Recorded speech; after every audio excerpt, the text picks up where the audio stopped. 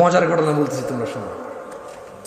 আমি বাংলাদেশে নতুন তখন, এখন এক ছেলেকে দেখি যে পলিথিনের ভিতরে জুতার যে আঠা ঘাম আছে না, এই জুতার ঘাম পলিথিনের ভিতরে। এখন সে কি করছে, আমি যখন ওভারব্রিজটা পার হচ্ছিলাম, সে ওভারব্রিজের উপরে শুয়ে আছে, আর পলিথিনটা টান দিয়ে পলিথিনটা ছোট হয়ে যায়, আবার সেটা ফুলায়, আর সে আমার এমন করতেছে। আচ্ছা, মজার কথা বলি, ছেলেটা এত বড়, আমার মনে হয় তার বয়স 10 থেকে 15 বছরের ভিতরে হবে, যদি সে গ্রোথ ভালো না হয়। আর যদি তার গ্রোথ ভালো হয় তাহলে 8 থেকে 12 বছর। কত বছর? 8 থেকে 12 বছর একটা ছেলে। আমার তো ভাই সৌদি আরব থেকে আসছি নতুন নতুন, বুঝুন না, মন মানসিকতা একদম নরম তাজা, কিছু জানি না তো বাংলাদেশের। আমি তো শ্বশুর বাড়িতে ফল ফ্রুট নিয়ে যাওয়ার চিন্তায়, টাকা পয়সা যা টুকটাক ছিল। এখন আমি রাস্তার এই পাশে নামছি, তো ওই পাশে হলো ফল দোকান, ওভারব্রিজ ছিল। আমি এর সাথে বসছি, বসার পরে আমি ওরা জাগাচ্ছি, এই ছোট ভাই ওঠো ওঠো ভাই।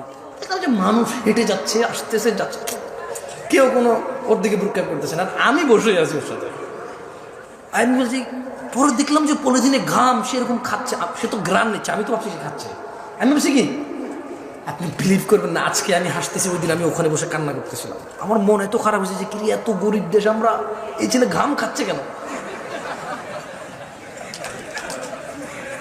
ওয়াল্লাহ, আমি এই ঘটনা আর 2-1 জায়গায় বলছি, সত্যি দিনাজপুরে বলছিলাম না। আচ্ছা, এখন আমি দেখেন, কথা আগে পরে হতে পারে, যেহেতু আগেও বলছি, পরে ইউটিউবারে বলবো যে এই দেখেন জামশেদ মজুমদার মিথ্যুক, আগে বলছে এরকম, পরে বলছে এরকম। ভাই আমি তো এটা তো কোরআন না যে আমি হেফেজ করবো, বুঝেন নাই, কথা আগে পরে হইতে পারে। তো আমি বললাম যে আরে আমরা এত গরিব, সুবহানাল্লাহ, এই ছেলে ঘাম খাচ্ছে কেন? আল্লাহ, আমি করছি কি, ফল ফ্রুট শ্বশুর বাড়িতে যাওয়ার যে টাকা ছিল করে দিয়ে দিছি। পরে আমি তো